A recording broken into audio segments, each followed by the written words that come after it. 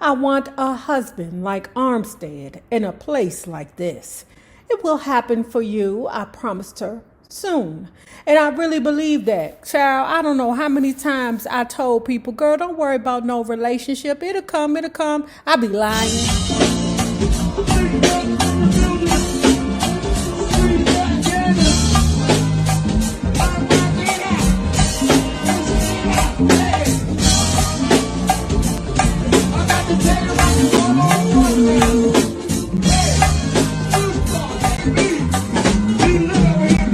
The fight started early, and from day one, they were intense.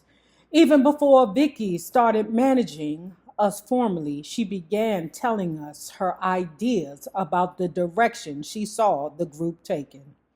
Vicki wanted to do a complete makeover, our material, our appearance, and our performance. She wasn't talking about a remodeled Bluebells. She was talking about a revamp. Basically, she wanted to change us into a female version of the Rolling Stones, the bad girls of rock. Even our name, Patti LaBelle and the Bluebells, with our cute little matching dresses and our come back home, daddy, please don't leave me love songs would be over. History, a thing of the past. Our future, as Vicki saw it, was rock and roll. But rock and roll with an edge, a message. Our music would be political, progressive, passionate.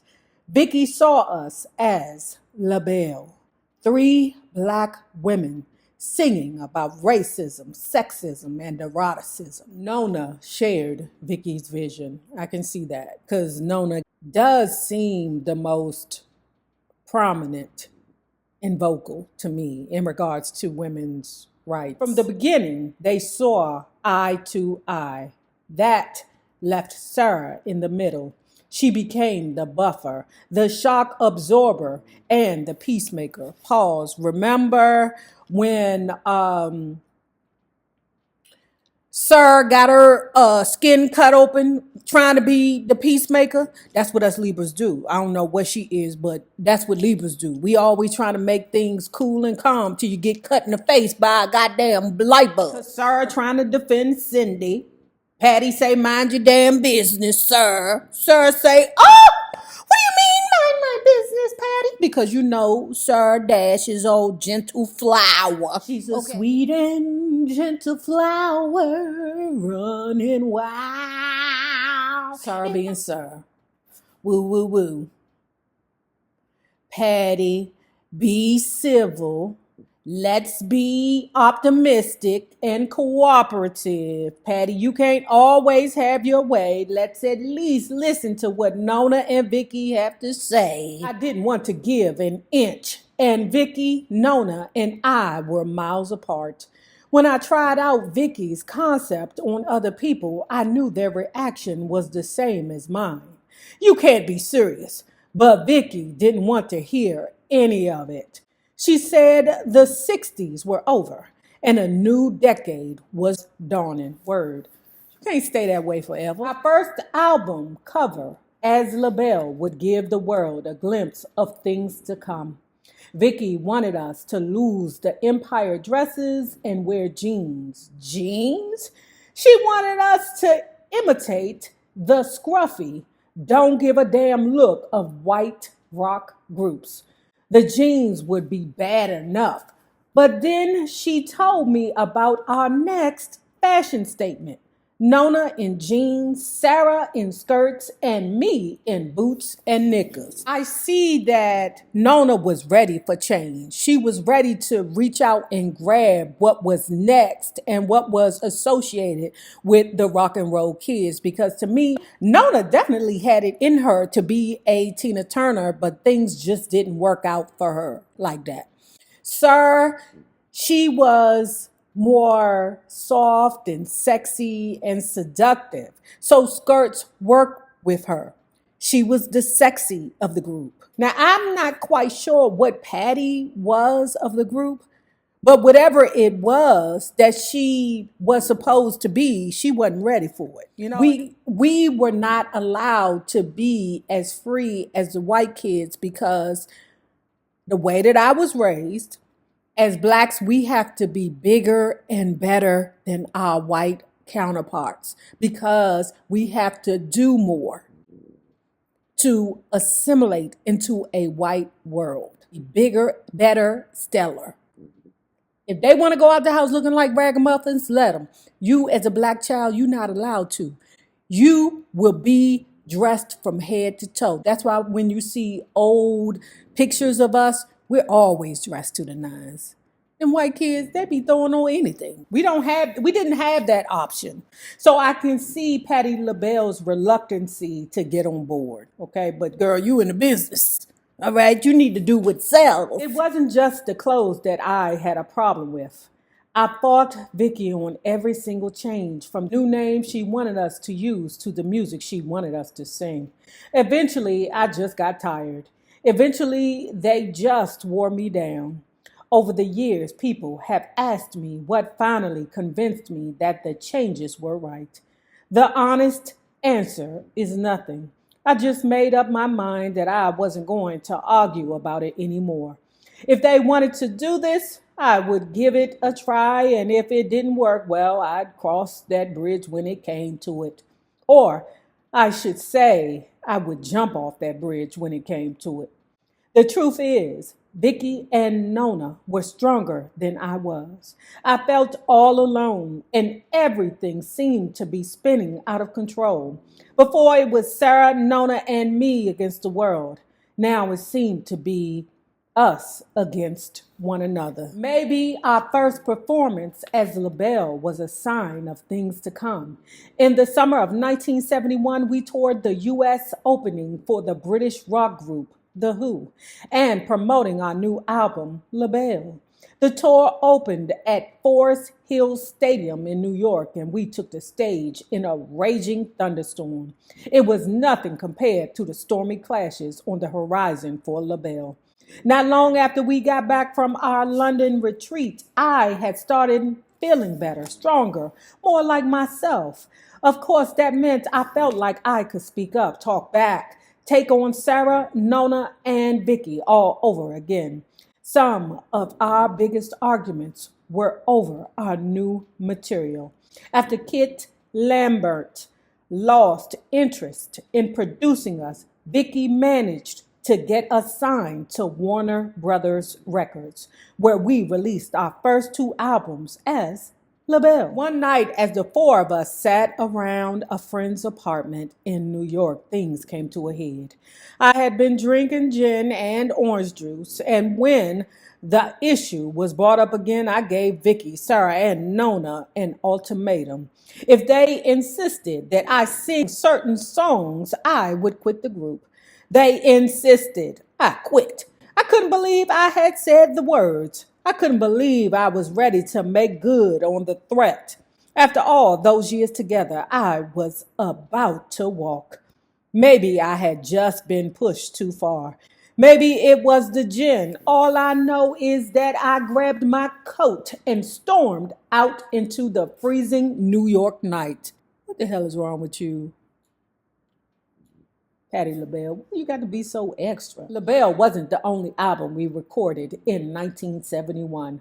That summer, we sang backup for singer-songwriter Laura Nyro on her classic album, Gonna Take a Miracle. You ever meet somebody who you feel an instant connection with?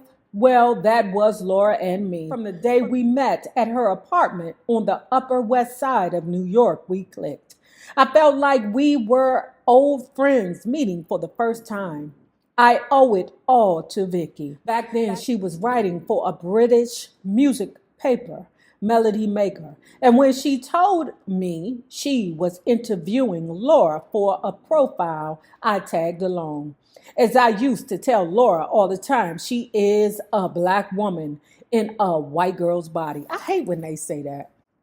Because what does that mean? I don't know. Just like I hate when people use the term ghetto. I'm like, how can you use the term ghetto when you ain't never been to one? Huh? Or you've never sat there and experienced one? It's like when a person say ghetto, it makes me feel uncomfortable.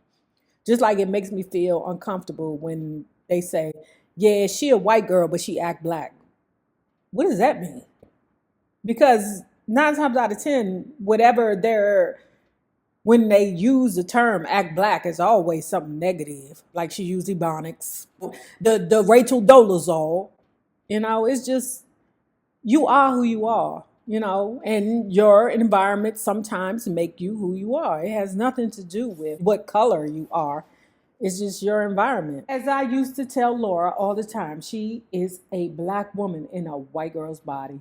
Her music is so soulful and she can write her butt off. Everybody who is anybody, from Frank Sinatra to Aretha Franklin, has recorded her songs. It was Laura who wrote the Fifth Dimension's big hit, Stoned Soul Picnic. Damn, what's his name? Sam Smith. He like a white man, just like Adele, the whitest man, and that's white. I mean, not man, woman, the whitest British woman that is white. And it could matter if you had black dingling in you. I don't know. I don't know if Sam Smith had black dingling in him, but sometimes you just are who you are. I mean, to me, I don't know, but maybe black dingling make you soulful. But then you could have black dingling and still sing opera. It just don't make no sense to me. Before Vicki's interview was over, Laura and I were sitting at a piano singing all the old R&B hits she loved. As a kid growing up in the Bronx, one of her favorite groups was Patti LaBelle and the Bluebells. Pause, I got to go backwards. Jerry Wexler is like this huge producer type guy for black artists. But he's still a white man. He's still the whitest white man in the white man world. And we know that he has had some black dingling. As a kid growing up in the Bronx, one of her favorite groups was Patti LaBelle and the Bluebells. Since she was a teenager, she'd always dreamed of recording with us. And when she asked me if LaBelle would sing backup for her on an album of R&B oldies, I wanted to scream, yes! Hell yeah! This was my music. To my surprise, Vicki was all for it. And Laura and I headed off to her kitchen to celebrate our up-and-coming collaboration by the two things we both love almost as much as singing, cooking, and eating. To produce the album, Laura chose Philly hitmakers Kenny Gamble and Leon Huff. They had produced some of her favorite songs from their nationally famous Soul Factory, Sigma Sound Studios, where the crew of musicians, MFSB, was known as one of the baddest backup bands in the business. I couldn't wait to get started. After the album was released, we did a few shows with Laura around the country. But the show that I remember most was at the end of the year, Christmas Eve at Carnegie Hall. It wasn't just that it was my first time on that hallowed stage. The first show itself was amazing. The audience had no idea we were there, and Laura told us to come on stage after her third encore. I remember thinking, how can she be sure she is going to get 3 encores? Sure enough, girlfriend knew what she was talking about. As Sarah, Nona, and I waited as Laura took her bows, as the crowd kept calling her back, I kept count backstage. Once, twice, 3 times. We came out on cue and sang songs from the album, songs like I Met Him on a Sunday and Dancing in the Street, and You Really Got a Hold on Me. By the time we finished our program, the audience was going wild. For me, it was heady stuff. Patsy Holt at Carnegie Hall. I was living my dream, but as much as I loved performing with Laura, our best times together were out of the spotlight. We formed a strong bond. In the early 70s, Laura used to come and stay with Armstead and me in our tiny apartment on Johnson Street. We'd spend all day in the kitchen singing, harmonizing, and trying out new recipes. Sometimes she'd stay for weeks, and even then, she never wanted to leave. I want what you have together, she confided. I want a husband like Armstead in a place like this. It will happen for you, I promised her, soon. And I really believe that. Child, I don't know how many times I told people, girl, don't worry about no relationship. It'll come, it'll come. I be lying. Because you know, sometimes them mother hunchies ain't gonna get no relationship. We need to stop lying to these bitches that we know will never get a relationship. Bitch, it ain't gonna happen for you. Because you don't know how to go through the rough times. If you find out your boyfriend cheat on you, the first thing you want to do is, I'm not tolerating no man that cheat. I'm not having this. No relationship is perfect. Every relationship go through horrific, embarrassing, tumultuous situations. It's just up to you whether you want to care more about your relationship or what people think about you in your relationship. Okay, but I move forward because you bitches ain't ready for that conversation. And it will happen for you. I promised her. Soon. And I really believe that. Laura gave so much joy to everyone else. I knew love would soon find her. And it did.